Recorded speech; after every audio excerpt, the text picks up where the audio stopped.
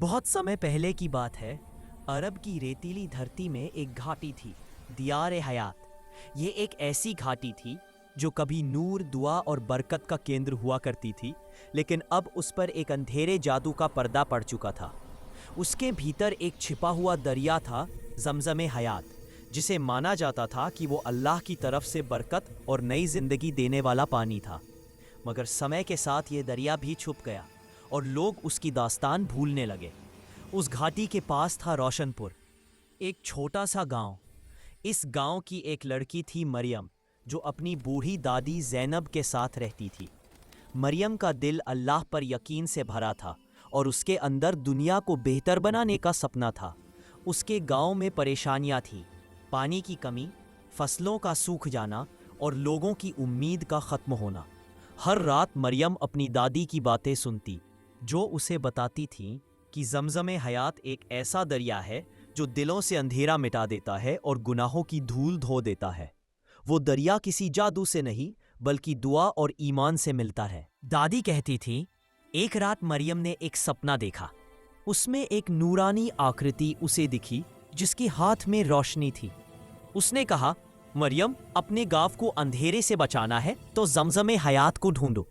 یہ سفر آسان نہیں، پر تمہارے یہاں سے اٹھی دعا آسمان تک پہنچ چکی ہے۔ صبح ہوتے ہی مریم نے سفر کا ارادہ کیا۔ اس کی دادی نے ایک پرانی تسبیح اسے دی اور کہا، اس میں برکت ہے، ذکر کرتے رہنا، اللہ تمہارے ساتھ ہوگا۔ مریم اکیلی چل پڑی۔ ریگستان کی ریت، تپتی ہوائیں اور اکیلا پن اسے ٹٹول رہے تھے۔ سفر کے دوران اسے ایک گھائل ہرن ملا۔ اس نے اپنی پانی کی بوتل سے اسے پانی پلایا اور دعا کی۔ تبھی ہرن کے پیروں کے نیچے سے چمکدار نور پھوٹا اور وہ غائب ہو گیا۔ مریم جان گئی اللہ اس کی راہ آسان کر رہا ہے۔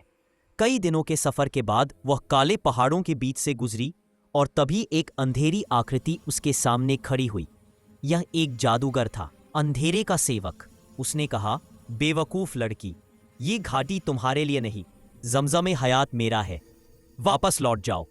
مریم نے بہادری سے جواب دیا، نور کسی کا غلام نہیں، وہ اللہ کا تحفہ ہے جسے دل سے چاہا جائے۔ غصے میں جادوگر نے اس کے اوپر اندھیرا پھیلایا۔ موم بتی کی لو کی طرح ہوائیں ادھر ادھر گھومنے لگی، لیکن مریم نے اپنی تسبیح تھام لی اور ذکر کرنا شروع کیا، اللہ اکبر، اللہ اکبر۔ تبھی ایک تیز نور اس کی دعاؤں سے نکلا اور جادوگر کی ساری جادوئی طاقت ختم ہو گئی۔ جادوگر چیختا ہوا پیچھے ہٹ گیا اور دھوئیں میں بدل کر غائب ہو گیا۔ اب مریم گھاٹی کے سب سے اندر پہنچی، جہاں ایک گفا میں نیلی روشنی چمک رہی تھی۔ اس نے اندر جا کر دیکھا اور وہاں بہہ رہا تھا جادوئی دریا زمزم حیات۔ پانی میں نور تھا اور آسمان سے دعاؤں کی گونج ہوتی تھی۔ مریم نے گھٹنوں کے بل بیٹھ کر پانی بھر لیا اور دعا کی، یا رب، اس زمزم سے ہمارے دلوں اور دھرتی کو برکت دے دے۔ جیسے ہی اس نے اپنے ماتھے پر پانی چھڑکا، ایک بوند چاندنی کی طرح پھیل گئی۔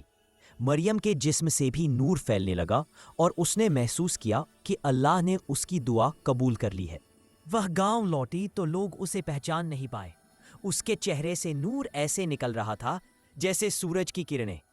اس نے گاؤں والوں کو زمزم کا پانی دیا اور جیسے ہی لوگوں نے اسے پیا، ان کے دل روشن ہو گئے۔ ڈر کی جگہ محبت، تنہائی کی جگہ یقین اور بے بسی کی جگہ برکت لوٹ آئی۔ بارش ہونے لگی اور ساتھ ہی برکت کی ہوائیں بھی بہنے لگی۔ کھیت ہرے ہو گئے، ندیاں بھر گئیں اور مسجد میں پھر سے دعاؤں کی آواز گونجنے لگی۔ اب مریم کو لوگ نورانی بیٹی کہتے ہیں۔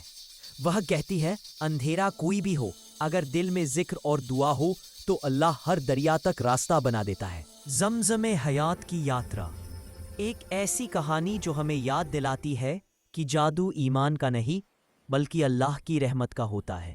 اگر یہ کہانی آپ کے دل میں نور بن کر اتری ہو تو لائک کریں، شیئر کریں اور F S Islamic Stories channel کو سبسکرائب کرنا نہ بھولیں، تاکہ ہر روز آپ سن سکیں ایمان، صبر اور محبت سے مہکتی روحانی اسلامک کہانیاں۔